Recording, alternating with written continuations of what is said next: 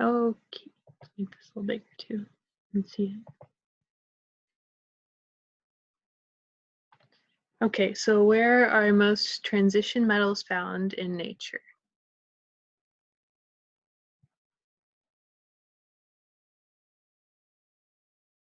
So most transition metals, they don't just appear by themselves in nature for the most part.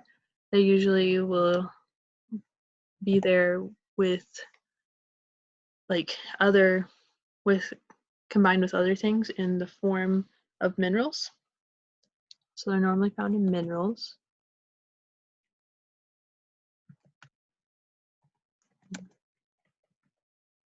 And they normally have an oxidation state between +1 and +4 also.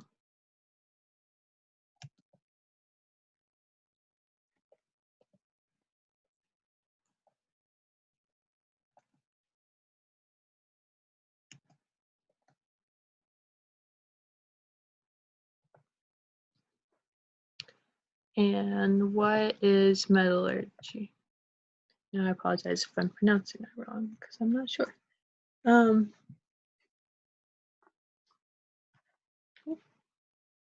Thank you for sending that.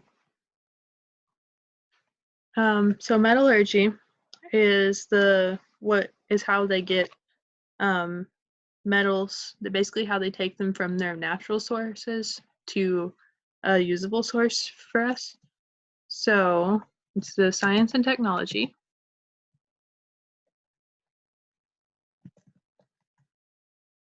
of extracting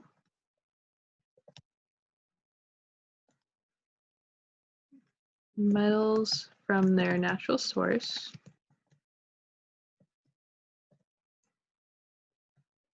and preparing them for practical use.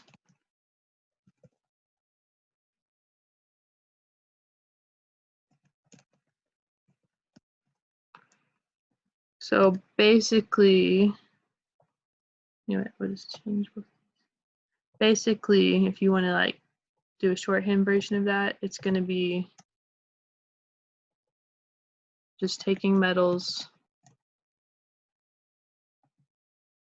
from natural to useful state.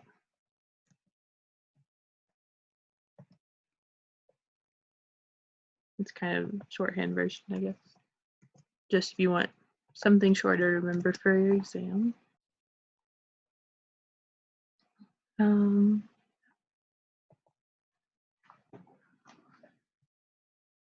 What are some common characteristics of transition metals? So transition metals, okay,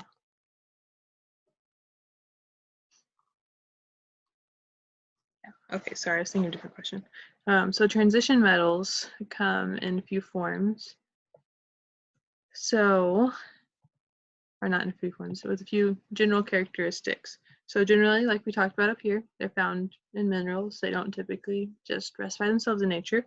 But some other things would be that they have most of them have multiple oxidation states.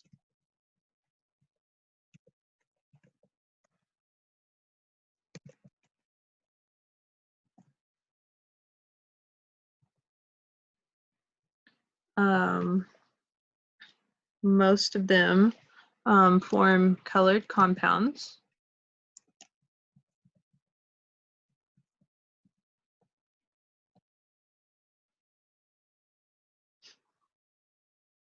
And many of them have magnetic properties.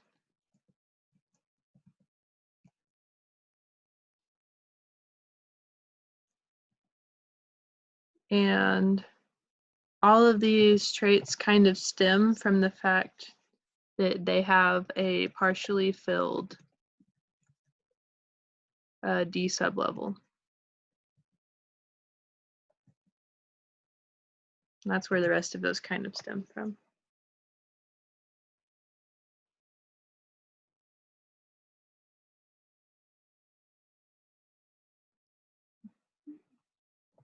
And feel free to stop me anytime if you have questions or anything.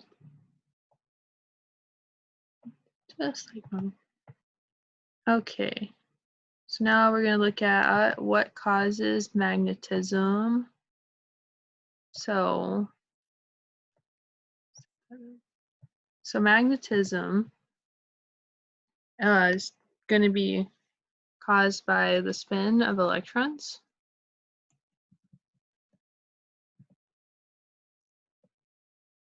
And depending on how many electrons are spinning in what directions is kind of going to determine what the magnetism is going to be. Like one of the examples that was in the PowerPoint was paramagnetism, and so that was literally all the electrons just constantly spinning if they weren't in a magnetic field. So that's one of the things you can look. There's several other kinds too.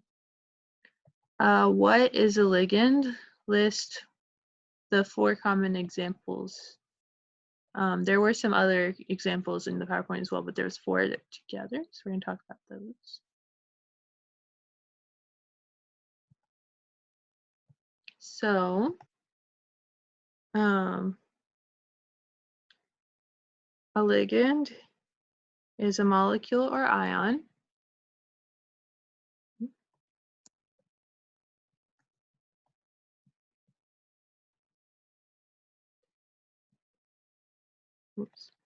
that bonds to a transition metal.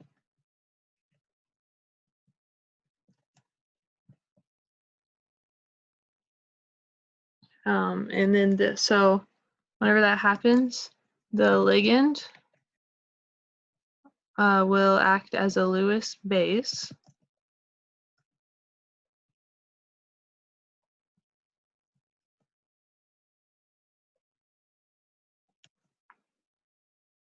And the transition metal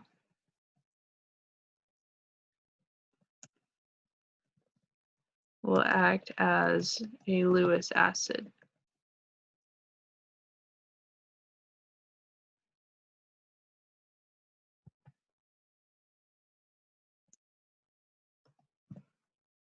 All right. Oh, it's going to bring the whole thing. There we go. All right. And then the 4 common examples that were listed on the PowerPoint. They also listed some other ones, and I'll talk about that a little bit in a second, but some common examples would be water, so H2O,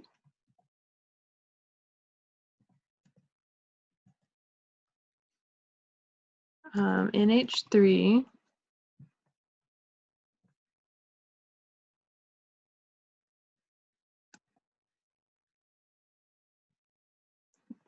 chlorine ions,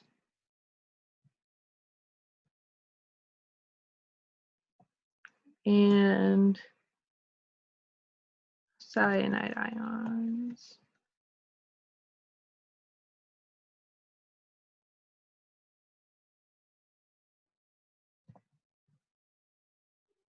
So we're gonna, if you kind of want that,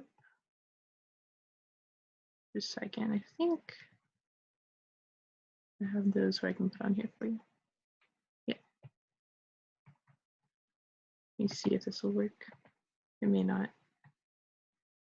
Well, that's really big, but it did work. So, and this is like the representations from your PowerPoint actually. Took them from there. There we go. So here's that.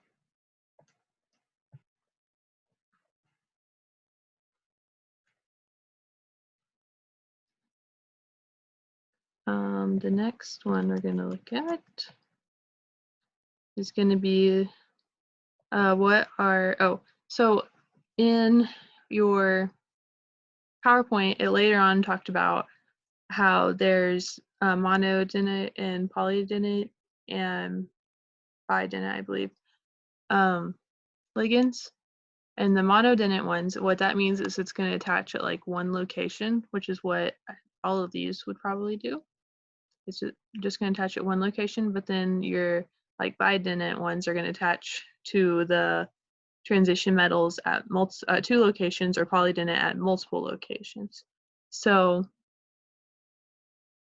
and you can kind of see that a lot of times with where the location of like your charges, or where the location of the paired electrons there that aren't in a bond. You can kind of see that with those as well. So what are three common geometries of compounds consisting of transition metals and ligands? And also, like, what are their coordinate numbers? Kind of like that too.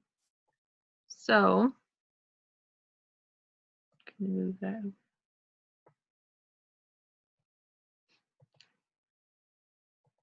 Do you guys know what the common geometries are?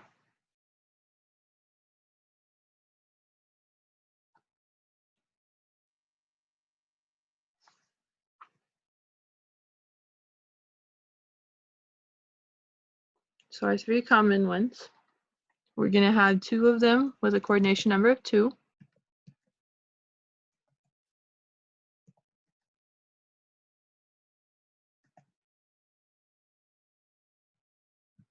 And we're going to have 2 of them with a coordinate number, I think, or not 2, a 4. Sorry, I'm singing the wrong thing. I had the number split in half in my brain for some reason. And the coordinate number of 6. So your coordinate number is going to be the number of ligands that are attached to a transition metal. So one of those of the geometries is going to be, whenever it has a coordinate number of 4, it's going to be tetrahedral.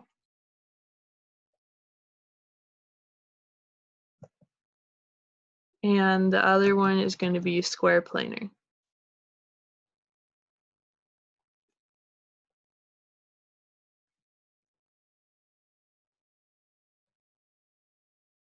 And if it has a coordinate number of 6, its geometry is going to be octahedral.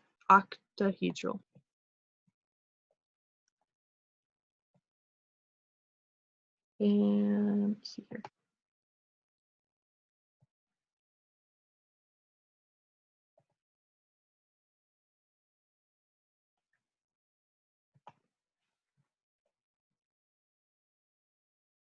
So I'll go ahead and put the picture that I got from your PowerPoint in there too.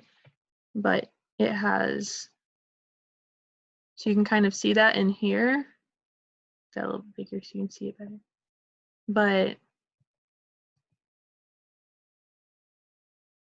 so that's okay. Okay, so you can kind of see that. So like tetrahedral, and you can see it's got that like pyramid style kind of shape, and so that's where it gets its name. Square planar, it's literally just looks like a square. It's basically 2-dimensional. And then octahedral is you've got your 8-sided, looks like kind of like 2 pyramids attached together. A bit there. And 2 square pyramids attached together. Got your triangular pyramid. But you see this one has like 4 faces, and this one would have 8 if you like connected all the dots. Kind of like if you like stretched a balloon over them is kind of where they get the names for their shapes. That's what it would look like. Because in reality, you know, there's just space here that's not actually there. Okay. Next, we're going to look a little bit at naming these, which can be a little bit complicated. It's not too bad though, and y'all can do it. Make it blue again. Okay, so first we're going to name this here CrNH3, 3H2O3, Cl3. So your rules of naming that it gave you in the book, or in your PowerPoint, I mean, it's probably in your book too, but is that you're going to have the positive one listed first, the positive ion first, so your anion first, and your cation second. So the negative ion second. So, and that's how they're going to be listed whenever you look at it to begin with, when they're written out this way too. Typically, I'm sure there's probably exceptions, but that's typically how it's going to be. So we can look at this, and so we can see that we have our anion, or I mean our cation first here in the brackets. So we have a complex polyion there, polyatomic ion, and then we have our anion of Cl3 right there. So for naming those, we have to go and see what there is. So let's kind of list out our pieces here. So we have a chromate here, so that's going to be chromo. We have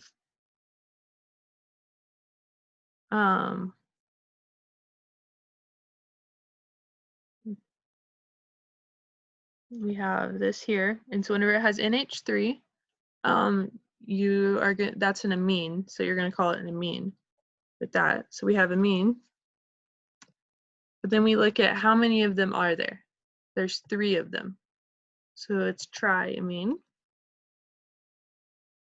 And then we're going to look at this next part, and that is going to be, that's a water molecule, and you have 3 of them. So once more, it's tri, and then it's going to be aqua, triaqua. And I may be mistaken, but I think sometimes they may use hydro instead of aqua. Let me look real quick and see which one he used. So I'm not telling you guys different than what he was telling you. Because that's just confusing for you guys, and there's no need for that. Because I think he had an example of his own. Let me see if it had water in it. It did. Let me see what he called it. No, he used aqua also. Cool. So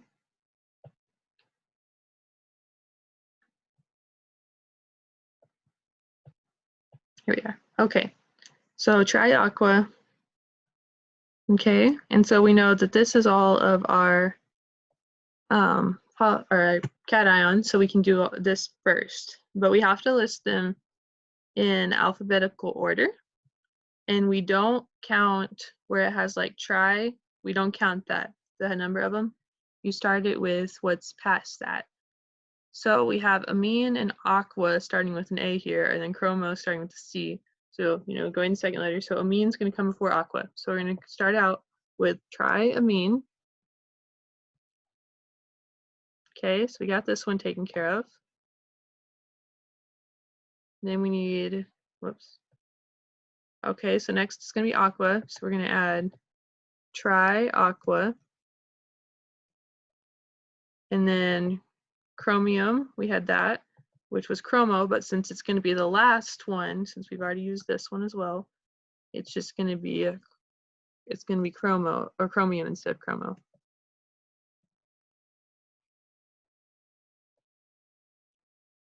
Okay, so we have that. Then, oh, and then so we're going to look at the chromium. I forgot to do this when we have this blow up, sorry. And we have to figure out, because that is our transition metal in here, so we have to figure out what the oxidation state is of that and list it, because you don't just know that, since those do change.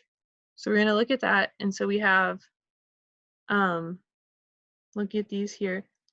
So we have H2O3, which are probably all going to be just neutral, no positive or negative charge.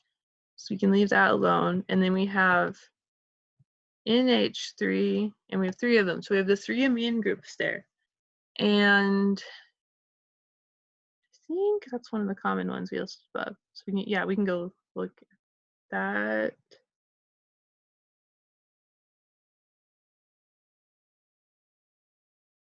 Oh, no, that's not what we're looking at. And so those are also going to be, so yeah, looking at this, you can see the water, oops, went past it. You can see the water and the amine group, and you see that both of those are ones that don't have a charge. So we're not worried about the charge of those. So those are both neutral, okay? So if all of this is neutral, all we have left is our 1 chromium atom and our 3 chlorine atoms. So chlorine, since it comes from group 7, is going to typically have a charge of -1, and we have 3 of those. So we're at -3, and we have to balance that out since it's overall, the overall molecule has no charge. So we're going to have to balance that out here with a positive charge of 3. So we have to list that as a Roman numeral. After our chromium there, we have to list that it's going to have a charge of 3. And then after that, then we have space, because you have a space between your cation and your anion. And so we're going to look at what we have here. And we have just chloride ions, that's it. So we just put chloride. And you don't have to put how many of those, you just put what it is. And so that's what makes it important to put the state or the charge of your transition metal here, is because otherwise you don't know whenever you go to, like, if someone just gave you this and you had to like put out what write out what the formula is, you wouldn't know, because that's how you find out how many chlorides you need, is by looking at this and figuring out what the charge overall of this part of it is. So that's why we have to list this here. So what makes that important. Okay. Any questions on that? Are we all good to go?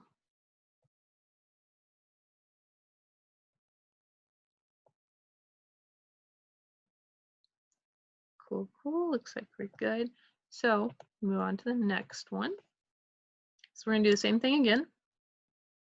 We're gonna do so looking at our 2 rules again, cation, then anion.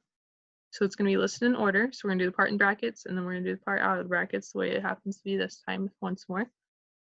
So, and then also we're gonna put them in alphabetical order. So let's figure out what we've got going first. So we're gonna have, we have platinum, okay? And then we have NH3, and we have 5 of those. So we have to put, since there's 5, we have to put pent, and then just pentamine. Just say that there's 5 of those. Then we have chlorine here, and that's going to be chloro. And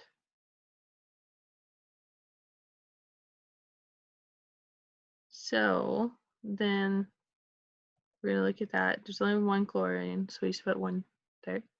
So we have to look at what the order is going to be by name first. Okay, so C is going to come before, or not C, A is going to come first because we have amine here. Use that A there. Okay, so we're going to have our pentamine.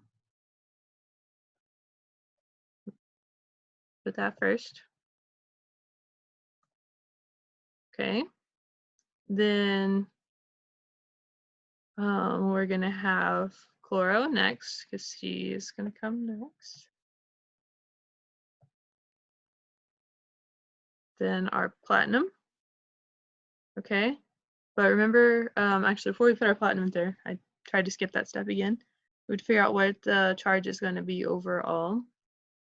So we can look at this. These are going to be neutral once more, our amines, like we talked about before. We're going to have chlorine. Chlorine, like we talked about up here, still going to be probably a charge of -1 on that. So we got -1 at chlorine. Okay, cool. So we have that we have to balance out. Then we look at our bromine here. That's also in the 7th group, group 7A. So we're going to have to balance those out too. We got 3 of them. So now we have another charge of -3 that we're going to have to balance out. So we end up with a total charge of -4 that we have to balance out. So to do that, we're going to have to give platinum a charge of 4. And once more, we're going to do that in Roman numerals. And so our platinum's got a charge of 4 there. Okay? So now we can put that up here.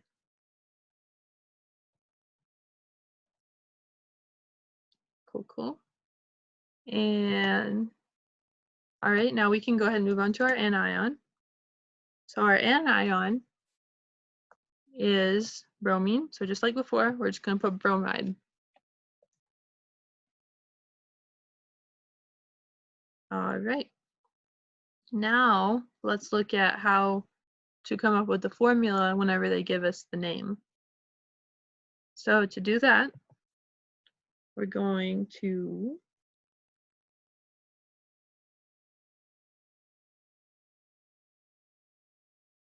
sorry, I looked something real quick.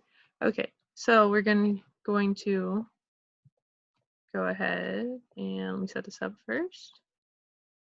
So we have to figure out what our different parts of this are. And so we're going to figure out what our different parts are, and we're going to list them in the order they need to go in. So first off, we have hexacyano, okay? So we have to deal with that first. Whoops.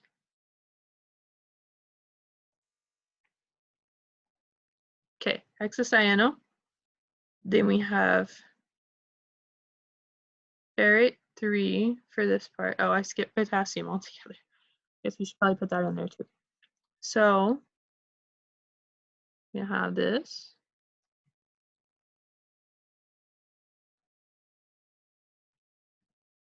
Okay, before that we're going to have our potassium. Okay, so here's the parts of it that we have.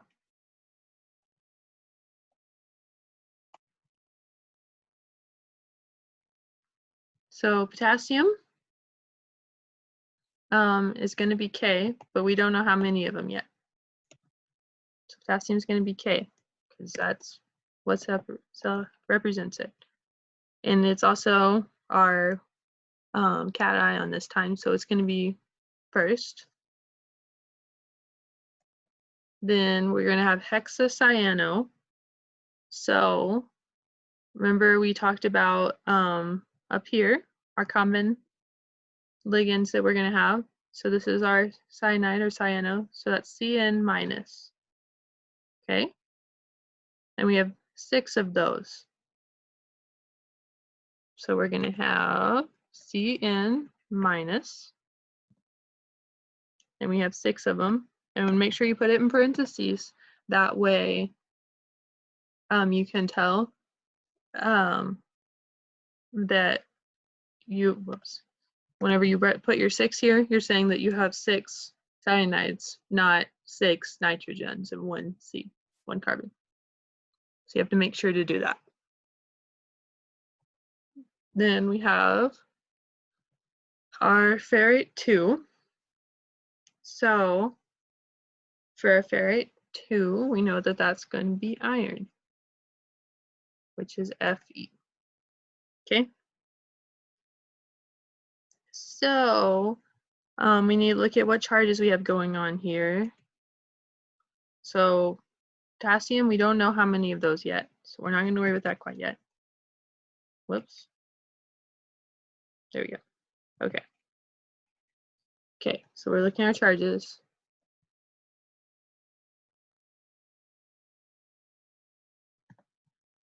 And so first off, we have 6 negatives here. So we got -6. Ferrite, we know we got a charge of +2 because they gave us that with the Roman numerals there. Okay, so we have -2 and 6. We have an overall charge of 0 once more. So we're going to have to balance that out. So we need, whenever you do the math here, -6 plus 2, you end up with -4. So we're going to have a +4 to balance that out. So now we know how many potassiums we have to have because each one of these is only +1. So we're going to have to go back and we're going to have to make this have 4 of those. Okay. And also you don't have to list the negative. I just put that there for demonstration, but when you write out, you don't have it. So just like before, we're going to have cation first, just like it's listed. So here's our cation. I'm going to go ahead and put that in there. Oh, crap. There we go. Okay. There's our cation. Then before we start this part here, remember we have to put it in the brackets like before. So let's go ahead and put a bracket up there. All right, and then if you look at these before, you'll notice that they listed our transition metal first. And that's what we're going to do again, is we're going to list our transition metal first. So first we're going to list the iron. So we have Fe, whoops, Fe, okay, and then all that we have left is our CN6 here. So we're going to put that in there. And then we got to make sure we close our bracket.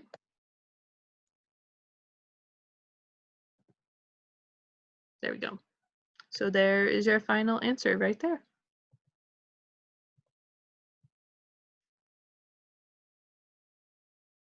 Okay, so now we're going to go ahead and write out the formula for this right here.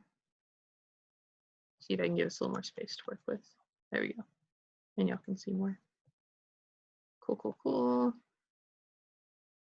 Oh, said something there where I was reformatting the document.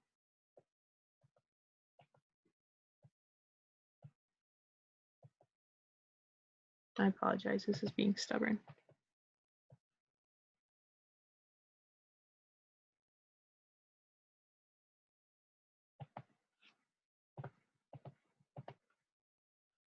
There we go. Get rid of that page. We don't need that.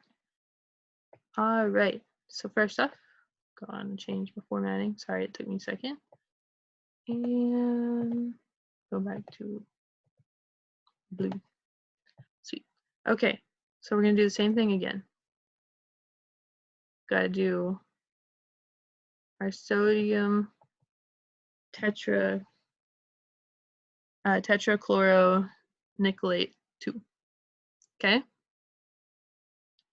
So first, let's look at the pieces of it that we have again.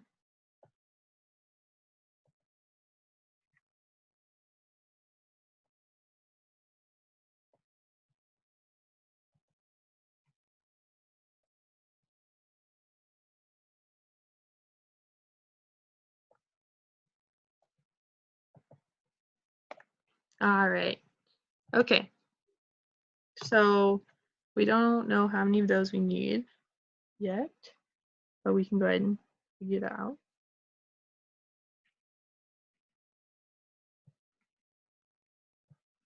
Okay, so we're on sodium, which what's our what's the symbol for sodium? Oh, why does potassium go first? Sorry, I just saw your question. I don't even, that's from a little bit ago. Why does potassium go first here? Okay, and I think that's the only one that had potassium. Yeah. Okay, so potassium goes first here because it's our cation. And so whenever you list it when you list it every single time, you're going to have cation, anion. These two, the cation just happened to be this, just happened to be the polyatomic ion, while the anion was not, while it was just a single element there.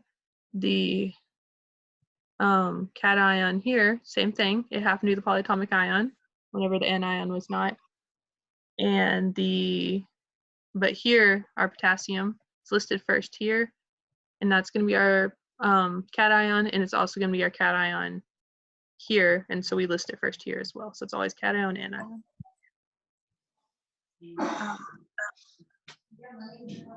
Any more questions or anything?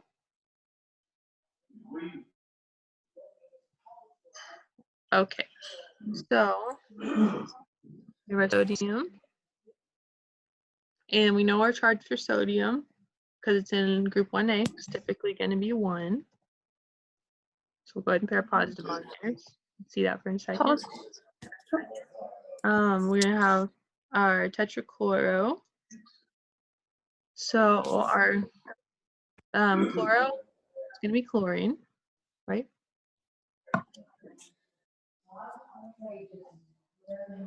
And those are typically negative. So we'll go ahead and put that in. Have a charge negative. And we're going to have our nickelate, so nickel. And it says its charge is going to be +2. So we got what everything's charges are. Oh, well, we know that there's 4.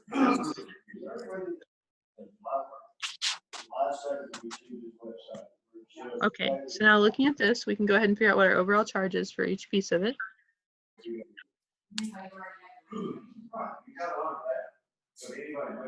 So, get there. Okay, cool. So, we don't know for sodium yet because we have to look at this overall one of the polyatomic ion first. So we have 4 negatives for Cl minus, so that's gonna be -4. We have overall charge of +2 here. There's just one of them, so just a +2. Right, so now we can figure out what a charge for sodium should be. So we have -4 and a +2, so that's overall -2 between these. So to balance that out, we need +2 here.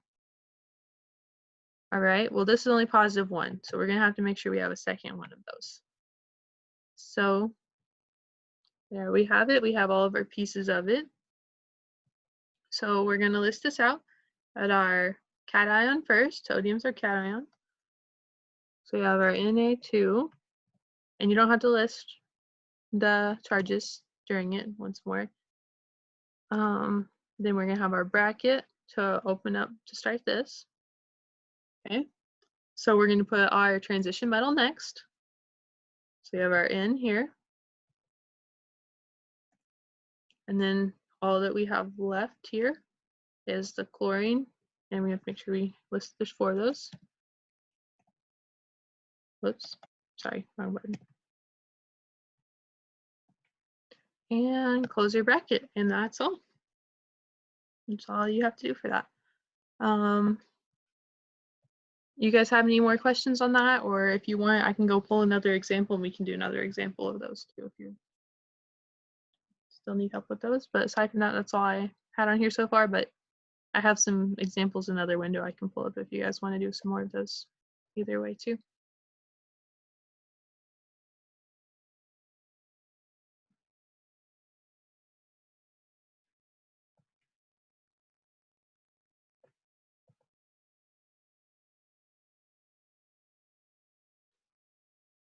Any questions, anybody?